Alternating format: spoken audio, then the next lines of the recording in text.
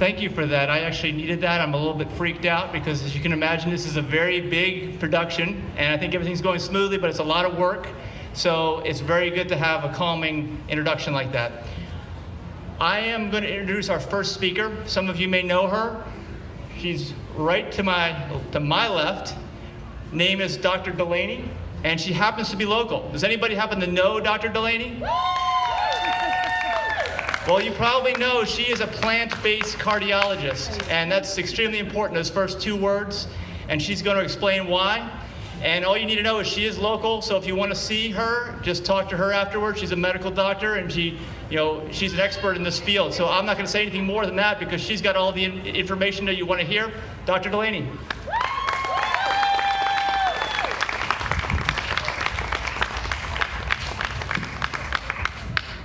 I was told not to get lipstick on the microphone. So I'm going to try. I have a podcast, and I always start it out. My name is Jami Dulaney, and I'm a plant-based cardiologist and endurance athlete in Southwest Florida. Welcome to the Veg Fest. So we're going to talk a little bit today about not only being healthy, but living long and being healthy, because traditional medicine can make us live long perhaps, but we can spend all our time in a doctor's office. So I want to talk today about how we best spend our time outside, enjoying the weather and being healthy. So a lot of times, some of these lifestyle diseases, high blood pressure, coronary artery disease, we think that they're just something that happens. Life is what happens to you. One day we're good, one day we're not good. And we'll fix it when it breaks. And sometimes we go to the doctor and we get medications. And originally we would go to the doctor if we had an infection and we would get antibiotics.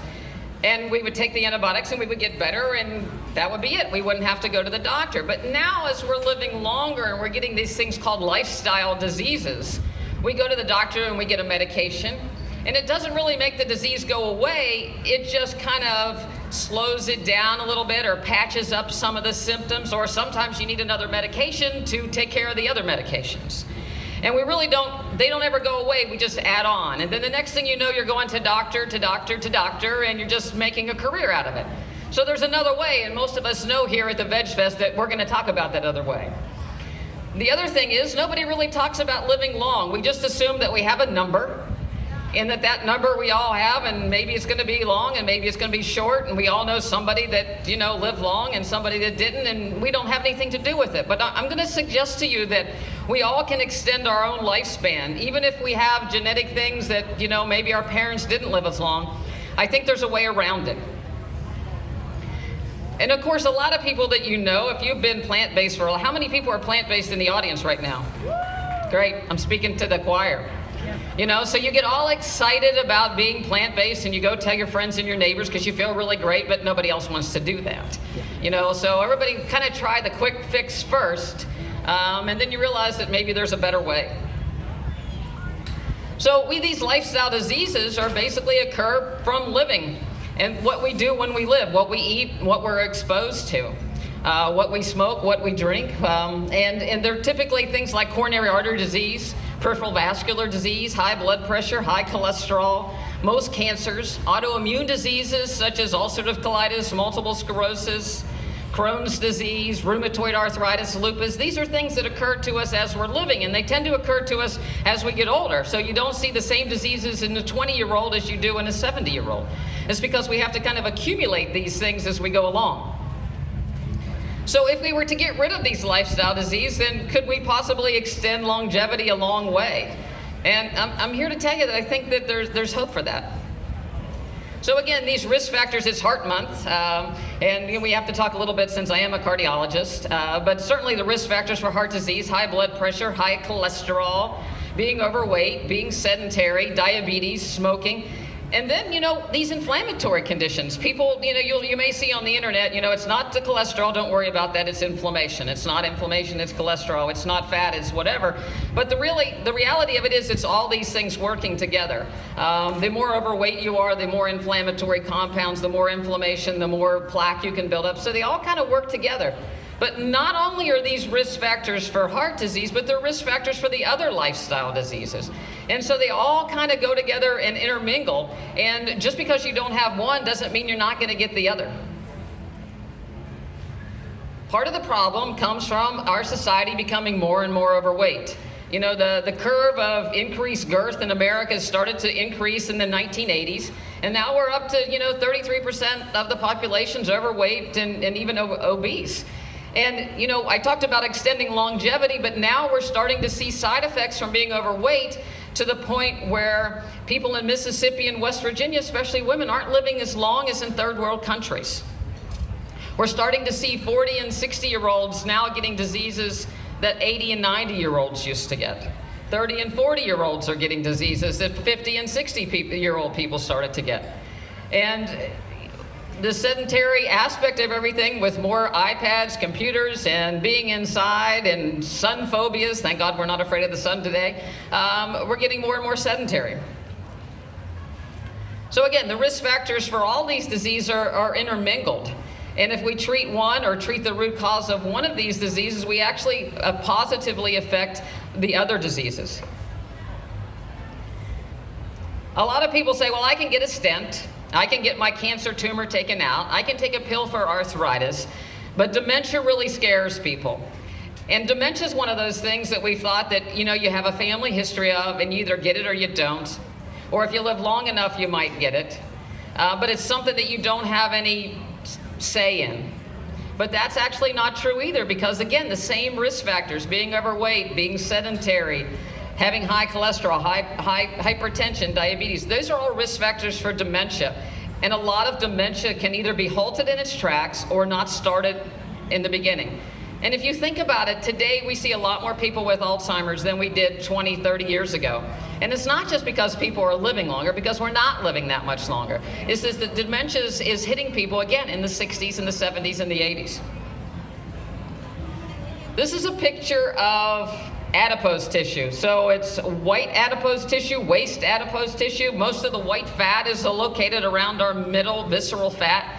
And people think that's something that you just accumulate from eating a little bit too much of this and that over the years, and a little too exercise. People will come in the office and they'll say, yeah, doc, I gained 5 pounds because I haven't been exercising. And it's like, well, how much exercise did you do? And it's like, well, a couple times a week I walk for 20 minutes. And it's like, well, how many calories do you think that burns walking for 20 minutes? Maybe 60, 70 calories. And it's like, how many calories do you think are in a donut? So you can't lose weight, you can't really walk it off. And I'll tell you a little story about myself, for those of you that don't know. I have a terrible family history of cardiovascular disease. My grandmother died at 56, my grandfather died at 48, both of heart disease and diabetes. Another grandmother was 72, overweight. Everybody had diabetes, everybody was on the plump side. And I thought, well, you know what, I better stay in good shape or I'm gonna get this too. So I started running marathons. And I would run marathons. I'd put the posters up in the office. Nobody ever took me up on one, but I kept running. But guess what? My cholesterol kept going up because I was eating the standard American diet. And one day, one of the cath lab techs introduced me to a book called A Diet for a New America by John Robbins. And anybody read that book? Yep, it's a great book. So I read that book and found out about how plant-based nutrition could actually make you healthier. And the benefits to our animals and our environment from being plant-based, and I was there, I was vegan. Nobody else wanted to join me, but I was there. And so, because if you gain a little bit of weight, no matter what you're eating, the visceral fat still makes all these different hormones. So we make things like leptin and adiponectin, and that causes us to not be able to really feel full as much as we would like to, and we tend to overeat even more. We make inflammatory factors like tumor necrosis factor and interleukin-6 that increases the inflammation and causes our joints to hurt. So just being overweight can be a reason to have more joint problems, more arthritis. And we even know now that osteoarthritis is really not a disease of overuse as much as it is a disease of inflammation. So when we take the inflammation out of our body, all of a sudden the joints get better. And some people don't even need those joint replacements. The visceral fat also makes things called angiotensin, which causes our blood vessels to constrict. So just being overweight by itself can lead to high blood pressure. So when people lose weight, and you'll hear some of the fad diets, you know, that talk about weight loss and how their blood pressure got better. Well, by getting rid of the fat, you do improve things because you get rid of some of these hormones that are causing problems. But we're not just about getting rid of weight. We want to get rid of and we want to maintain health. The other thing that we have, you know, the fat makes things that are clotting factors. So your platelets are stickier if you're overweight. More risk for strokes. So that's one of the things that we see with the increasing girth of America is more of these conditions associated with the hormones that are actually produced by the fat cells. This is Dr. Esselstyn's slide on what a blood vessel looks like.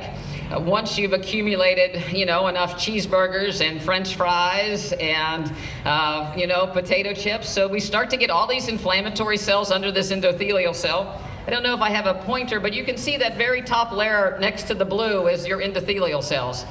And I would guess most of you have heard the story that when the endothelial cell get damaged, it's a single cell lining in our blood vessels, then it no longer is able to make nitric oxide. And when it can't make nitric oxide, the blood vessels start to constrict. And when they start to constrict, you get high blood pressure, but you also get decreased blood flow to your legs, to your head, to your kidneys, and every place else into your heart. And so then people get chest pain or claudication or start to have strokes. And inside that epithelial cell is where all these plaques are deposited. And they're full of white cells and cholesterol and different chemicals that raise up that plaque. And cholesterol is actually a very, very sharp crystal that can pierce that plaque. And when it pierces that plaque, that's when a heart attack can occur because a blood clot forms to try to stop that stuff from leaking out. So most people know what a heart attack's from because the arteries in the heart get blocked and not enough blood flow gets to the heart and we get chest pain. Or not enough blood flow gets to the leg and we get things like claudication. But did you know that most rotator cuff surgeries are caused by a lack of blood flow to the shoulder? Women are very prone to rotator cuff tears and shoulder arthritis, but there are very few women that spent their time throwing a 90-mile-an-hour fastball. So how did they get disease? Well, they got disease because that little artery, that thoracic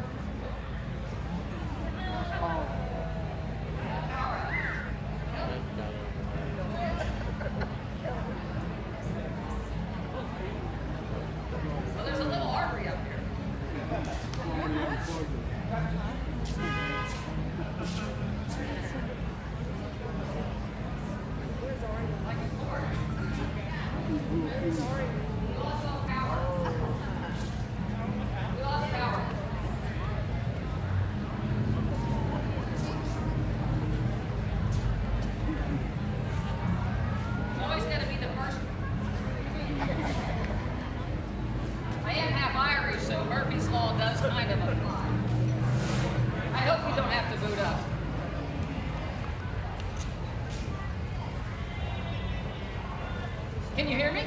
Yeah. So while we're waiting, so 90-mile-an-hour fastballs in women just really don't occur that much, but we tear our rotator cuff, and mainly because that artery is so small to the shoulder. Once you pick up your groceries wrong and you have a little tweak, it can't heal because the blood flow is decreased. Yes. Resetting. He's resetting. Yes.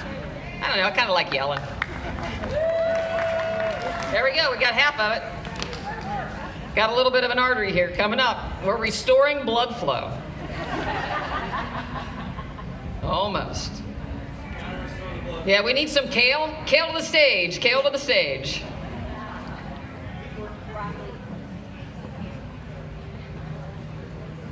So anyway, you're going to see a shoulder that has one tiny artery. There it is. So by eating our vegetables, our kale, our Swiss chard, our cabbage, and producing nitric oxide, we can actually improve blood flow. So when you do tweak your shoulder carrying the grocery bags, you can actually heal it without getting a surgery done. Same thing to that hip. You know, Florida is the capital of hip replacements. People come down here, their hips starts to hurt. We lost it again. There.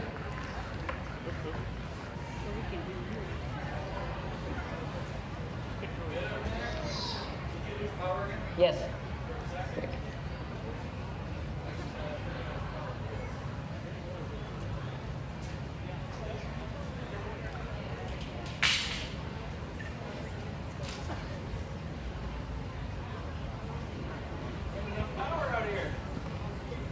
Good thing this is not the Super Bowl.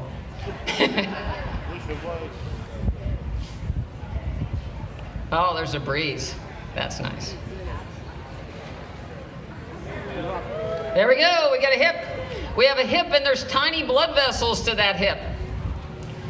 And so when your hip gets, when we're walking around and we get a little inflammation in our hips, we can't really get the blood flow there to make it better. So the next thing you know, people get a hip replacement.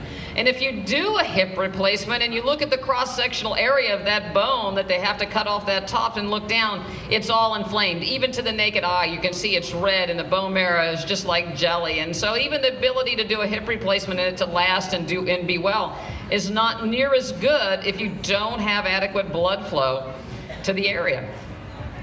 The spine is the same way. We have tiny little spinal arteries that they're the same size as the coronary arteries.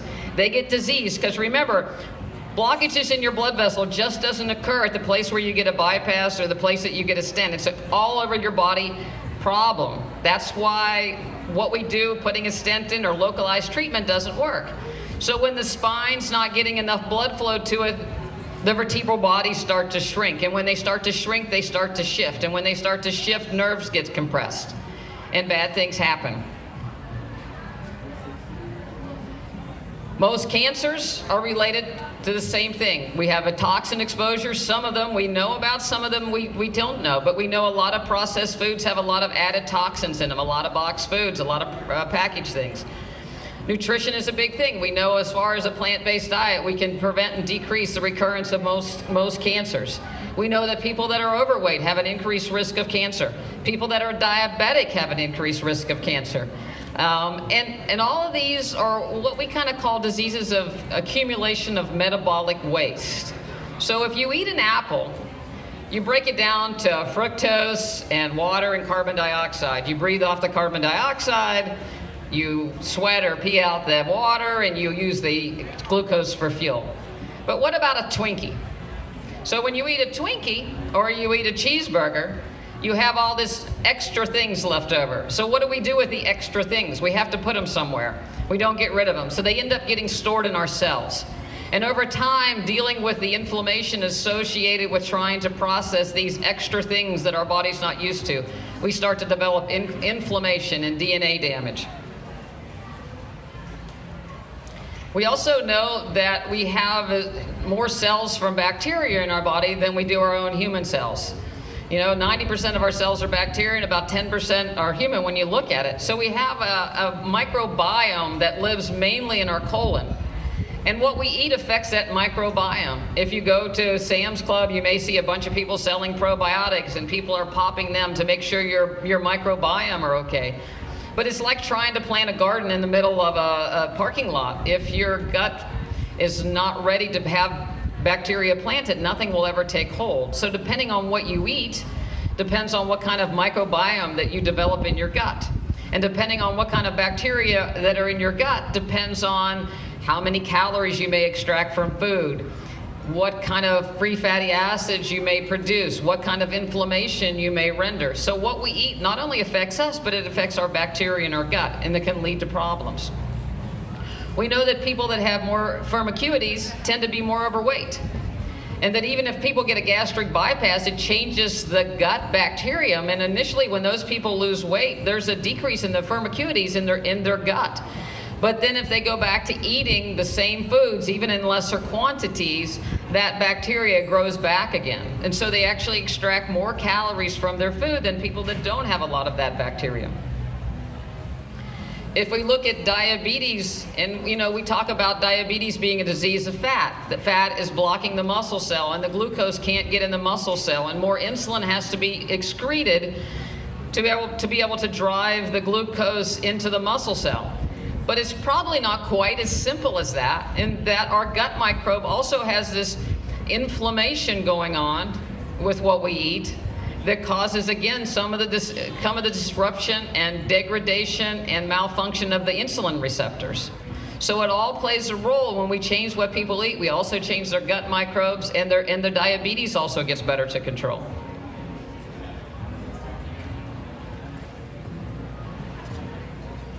So we know that, our microbiome has genes and we have genes, and the two interact together. And so by what we change and what we eat, we change those population. We turn on genes, we turn off genes. And Dr. Dean Ornish has done a lot of work with prostate cancer, and by changing people to a plant-based diet, he's been able to show alteration in the gene expression of prostate cancer cells. And so everything is interplayed, so we can't really just, again, pinpoint, do one thing, take one pill, and expect everything to be okay. It's more of a large global approach to what we eat to be able to affect our microbiome as well as our overall health. And again, you've had that meal that was really heavy, in the old days before you were, how many people here have been vegan all their lives? No, none of us have. I grew up, two, yep. I grew up in West Virginia. It's like there's nothing you've eaten that I haven't eaten. I've eaten all the bad stuff. But you can remember those meals way back when you ate and you just felt kind of sick. Well, part of that was you were kind of sick because you caused the release of an endotoxin from your microbiome that actually gives you a low-grade fever, inflammation. So you truly are sick after those meals. And that causes the gut to leak, and that causes abnormal protein to be in your bloodstream. That it triggers more inflammation, and so you get everything stirred up. And I tell my patients, when you're transitioning to a plant-based diet, sometimes you just kind of fall off the wagon, and you go out and you have that bad meal, and then all of a sudden, you don't feel well. But that feeling poorly can last 5-10 days. Because once your gut has released all these inflammatory factors, it's like letting loose of the cavalry. And so you have all this inflammation in your system, and it takes a while to settle it back down.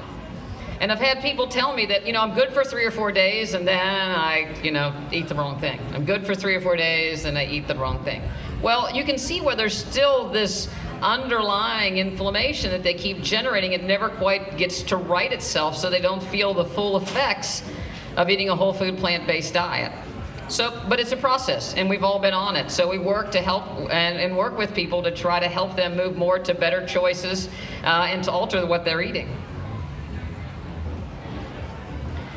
This is one of the slides that I like to talk about, because if you look at general health care, I don't think it's well care anymore. It's medical care, and we're basically focused on treating pathology. The pathology caused from coronary artery disease, blocked arteries. The pathology come from diabetes, whether it be a stroke or eye problems or peripheral vascular disease, or the disease, the pathology from a cancer that destroys part of the body. That's where medicine is focused right now.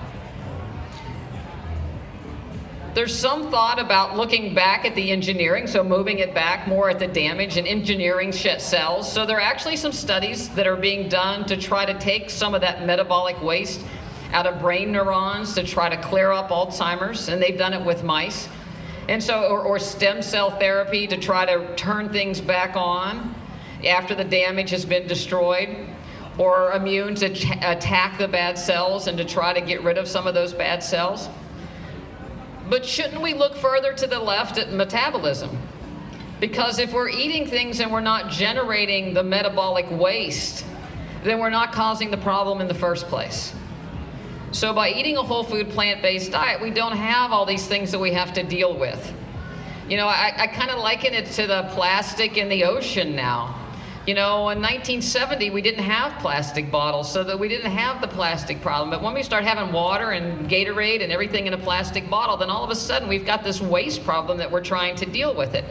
And there are some people coming up with some really unique ways to try to reuse the plastic and recycle it. But wouldn't it have been better if we could have turned the clock back not to have so much plastic in the first place? So that's what I'd like to do with plant-based nutrition, is let's focus on keeping the metabolic waste down so we don't have to deal with so much damage and pathology. It's like having a garage. So when you're 5, you come with a brand new garage. There's nothing in it. It's all white, freshly painted. Floors are nice, looks really good. Then you move into the house and you start accumulating trash. 5 years, 10 years, 25 years. You're 15 years old, you're 20 years old, you're 80 years old with that garage that you can't get your car in anymore. That's like your body and your cells. So if you accumulate the metabolic waste in your cells of your body, just like that garage, then all of a sudden, that one Twinkie does a lot more damage at 70 than it did at 20. Because at 20, you have a lot more room for metabolic waste. But at 70, that Twinkie could be between you and a stroke. You just don't have enough room, because once that cell is full, then something bad is going to happen when you try to plug something else in there. So the next time you think about straying from your whole food plant-based diet, just think about the garage. How much room do you have in your garage? And of course, we can't have a discussion about exercise or about nutrition without exercise. Again, I started this by doing marathons, and then, I've progressed, it become an addiction. When I finished my first, the story is I did my first marathon for the American Diabetes Association. My mother and everybody else were diabetics. My mother's Italian. I thought I'd go to Italy. We raised money for the American diabetes to find a cure. So we raised money, and I ran a marathon, and I finished the marathon, and she says, "Did you get that out of your system yet?" And it's like, no, I think I can go faster maybe. But the ironic part about it is I'm so angry because I didn't know the cure for diabetes back when I ran that marathon in 1999.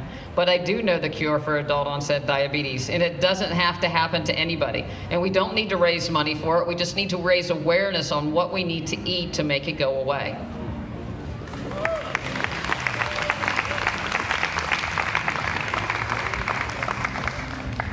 When people say they don't have time to make something at lunch, or, we always have when people come to the office, I ask them, "So what'd you have for dinner last night?"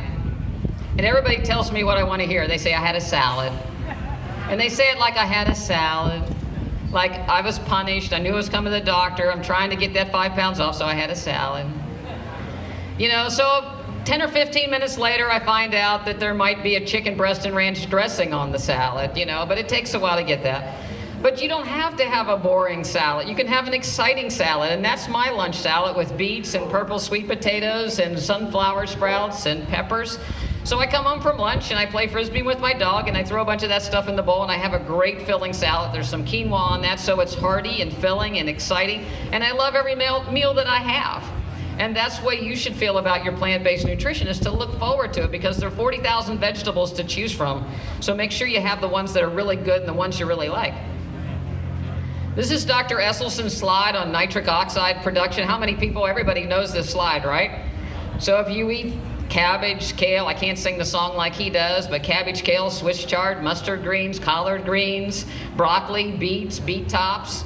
You chew those, it mixes with the saliva in your mouth and the microbes in your tongue, and you produce that nitric oxide that dilates your blood vessels. And your blood pressure goes down, and your coronary artery collaterals dilate, and your chest pain goes away. It's great. But on the right side, if you chase that with a steak, you're going to actually block that nitric oxide production. So you can't do the Outback spinach and steak because it negates it. So we want to back the bad stuff out of the right and increase the good stuff on the left and produce nitric oxide. And over time, those little collateral vessels start to grow, and the big vessels start to get better, and the next thing you know, your arteries are healed. And that's a picture of a heart, and the big blood vessels are the one that people traditionally get bypassed or stented. And if you're not having the big one right then and there, that's not going to make you live any longer or live any better. The idea is to fix the small ones and let the big ones get better on their own. This is one of my patients. I was so excited when I first got my own stress test that showed reversal of coronary artery disease. So on the left is a picture we call a donut or a bullet picture looking at a stress test on somebody when they walk on the top, and you can see that there's a purple cutout in the middle. And that purple is a decrease in blood flow to the heart. After they were on a plant-based diet for 6 months, you can see the orange is improved on the right side. So now they're without symptoms and they're feeling much better. So not only does the nitric oxide dilate blood vessels that go to your head and to your legs and to your heart, but it also increases the flow between your neurons and actually can improve your memory and recall in tests.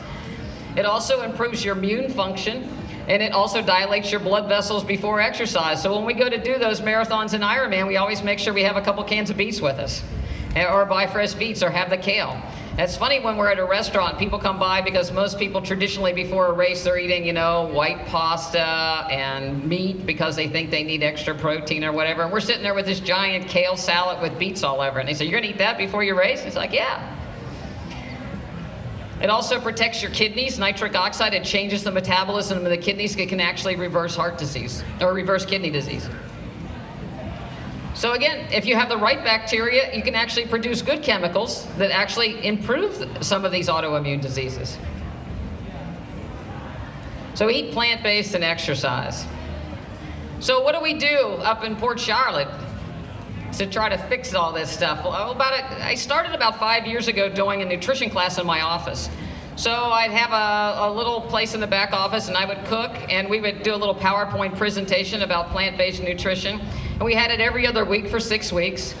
And then it kind of caught on and we started having it every week. And then we started having, because there were only a little bit of room, so we started having 2 classes. And then we started having 3 classes and we outgrew the office and had to move to the Chamber of Commerce. And what I was starting to see is all of a sudden I wasn't prescribing medications anymore. I was taking people off of blood pressure medications. I was taking people off cholesterol medications. Instead of doing 3 or 4 heart catheterizations a day, I wasn't doing any. I still, you know, I was managing to feed my family still. And it's like, this is a pretty cool thing. My patients are happy. Diabetes is going away. Arthritis is getting better. Peripheral neuropathy, diabetic neuropathy is getting away. But I had some negative feedback. They said, well, you know what? We don't like it when the class is over. Because after the 6 weeks, when we go back on our own and we go to our families and our friends and the cruise and vacation, then we start to slip. And the next thing you know, the inflammation is coming back a little bit and my blood pressure is getting a little bit higher. And we'd like them to be all the time, if we just had access to them all the time. So a year ago in October, I decided to change my entire practice. So we went from a traditional cardiology and primary care practice to a membership practice where we cut down the number of people and we're going to hold that at about 200 people. We still have places, so if you'd like to come see me, I'd love to see you. And we do a wellness evaluation. What are your goals? Do you want to climb a mountain? Do you want to run a marathon? Do you want your joints not to hurt? Do you want to get off your medications? What do you want to do? And we sit and talk about it. And what are you doing now? What do we need to address? How mobile are you? Can you get off the ground? We have mats in the office. We get people on the ground, get them up. How well do your shoulders move and your hips move? Can you do a squat? And all the patients now have access to the classes. And now we have 3 every week. We call them level 1, level 2, and level 3 at different times during the week. So all our members have complete access to. If they want to come to 1 a week or 3 a week, they can. The cooking has evolved, so our level 3, we do some fancy cooking. Level 1, we do how do you get meals on the table in just 30 minutes. So we make it so that people learn how to cook, how to chop. We go shopping together, so we spend about an hour and a half in the produce section at Publix learning what to do with some of these vegetables. And together we learn that it's not bad. We have a group setting so that people can learn from each other and share success stories. We actually started when I changed the practice over, I had about 30 people that were over age 90, so we decided to grandfather them in. So they don't pay anything, and if they can't come to nutrition class, then we deliver food to them. So it's a community experience where our members make food and actually help other members. The age of my patient population now is 34 to 101. I have 100 and 101, and I just had a new person come to cooking class on Thursday that was 91. We have yoga once a week. We have a monthly wellness challenge. I have a full-time registered dietitian with me because most people can't see a registered dietitian, but maybe 4 times a year if you have diabetes for 15 minutes. But we want you to be able to talk to a dietitian anytime. She also has a degree in exercise physiology, so we do wellness challenges. We do strength and conditioning programs for people. So we want to keep you moving and as well as eating right. And we want to have a community of like-minded individuals. The Blue Zone people are here. We kind of have our own little Blue Zone community up there so that like-minded individuals that want to be active, that want to be healthy, that want to be plant-based, that want to move, can have support for each other. Because you know how it is when you go out there, people's like, what are you doing? Why are you doing it? Are you going to be protein deficient? Where do you get your calcium? You don't need to hear that all the time.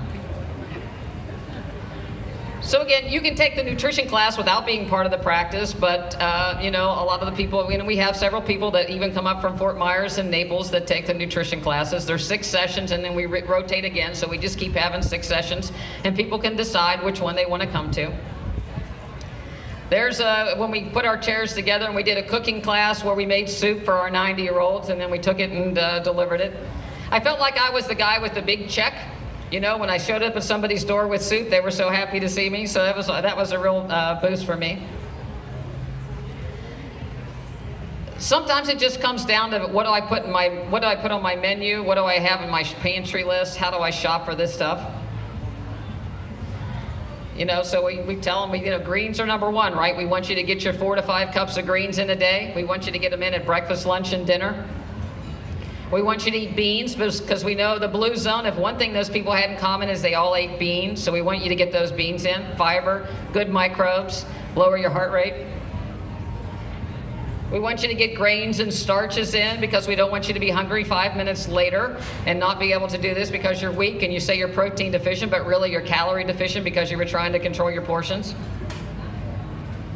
And we want you to eat vegetables. So when you look at your plate, it should be colorful. It should be as colorful as what you see when you look around here today. I see reds, yellows, orange, greens, blues, purples. That's what you should see on your plate every day.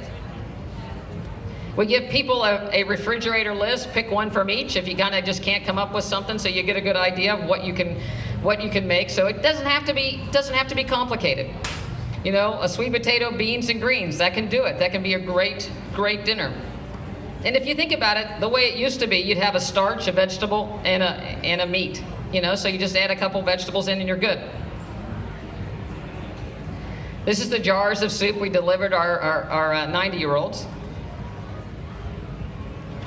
And then we talk about exercise because we want to know if you want to improve your brain function, you need to improve your leg function. There's a great study that looked at people that had the strongest legs had the best brains and the least risk of dementia. So we say in our office, squat you must. So we have squat challenges and lunge challenges and walking challenges. We also know that your ability to take in oxygen is very important. So the higher your VO2 max is at age 50 will actually predict your longevity. So we want people to be in good physical condition. The American Heart Association came out with new guidelines this year, 150 minutes of cardiac exercise every week and 2 strength training modules a week. But that's just the minimum. You know, I don't like it when, as a medical society, we dumb things down because we think people won't. We know that exercising 20 minutes is better than 15, 30 minutes is better than 20, an hour is better than 30, and an hour and a half is even better than an hour. So there's no limit on what you can do as far as being fit. It all translates into increased longevity and increased wellness. So there's one of our patients demonstrating fitness. We like to say people like us do things like this. Again, a stress test done. You know, if you've ever had, how many people have had a stress test done? So I actually have a guy in the front row that is my king of the treadmill. Stand up, Jerry. So he didn't know he was going to have to do that. So Jerry, every year, competes with an unknown other person to see who can go the longest on the treadmill. And then I write his name on the wall and how much he does. But he's like 14 minutes. He can stand on a treadmill. And that's what we would call an elite level of fitness on the treadmill. So if you do a regular Bruce protocol, every 3 minutes it goes a little steeper and a little faster. And so the longer you can go, the better your overall longevity is, to the point where the people that are the least fit, and we call that 3 METs, if you can only go like 3 minutes, it's about the equivalent of making the bed, versus where Jerry does somewhere along, and that's true, 3 METs is making the bed. 10 METs is like shoveling snow. Thank God we don't have to, so we can shovel gravel down here or mulch. So if you can go over 10 minutes, but especially 14 minutes, that puts you up in the elite level. You have an excellent prognosis. I don't care what your coronary arteries look like. I don't care about anything. You have an excellent prognosis, and I'll put my money on you. So there's no level of fitness that you can say, oh, I've done my 150 minutes, I'll just go ahead and stop. Be as fit as you possibly can. And again, being a normal weight can decrease your risk of stroke without changing anything else. So just, again, getting rid of those inflammatory factors associated with carrying increasing weight. So a prescription of health, plant-based nutrition, avoid substances that increase metabolic waste. So stay away from the processed stuff as much as you possibly can. If it has a list of ingredients, it's not going to do you any good. It's just going to get stored in your cells, and you got to deal with it later. And then exercise to achieve the best fitness that you possibly can. So if you like what you're seeing here, but you'd like to do it inside, March 30th, we're having a conference, and I'm bringing Dr. Alan Goldhammer from True North Health. We're going to have our own, and he's here, Mr. Eric O'Gray from Walking with Petey. And if you haven't seen or bought the book, Walking with Petey, you need to get that book, and you need to see that YouTube video. Please have a compostable Kleenex with you when you do both of those. But it's a great story of how Eric actually transformed his life through plant-based nutrition and now is a wonderful ambassador. We have our own registered dietitian, Addie Dulaney Mineridge, back there. I almost forgot her name. And myself. And we're going to have a plant strong, sugar oil-free, salt-free breakfast and lunch. Lectures, cooking demonstration, Q&A. It's going to be a small, intimate setting. You spend a day with a bunch of positive people, so we would really love to see you. I'd love to see you up in Port Charlotte if you're looking for a doctor. And I'm on Instagram if you'd like to see what I eat every day. So I put what I eat on Instagram. We have a Facebook page that shows what we're doing, and love to meet you. So I will actually introduce, or I'll entertain some questions if you have some.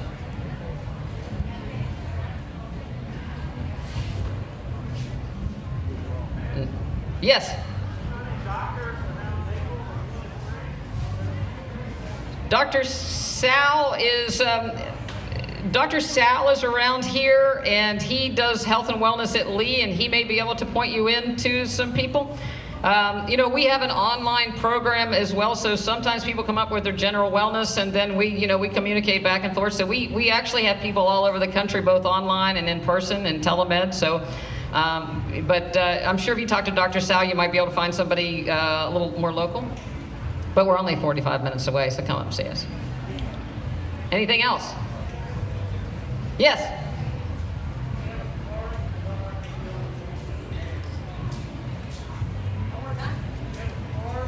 Yes, we actually have a booth right over here that tells about our practice.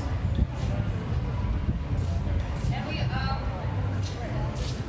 so one of our favorite recipes is Cowboy Caviar. I don't know if y'all have had that, but we have some samples of that over there if you'd like to come over and see us, as well as some carrot cake cookies that don't have any added sugar in them. So come over and have some samples. All right, thank you very much.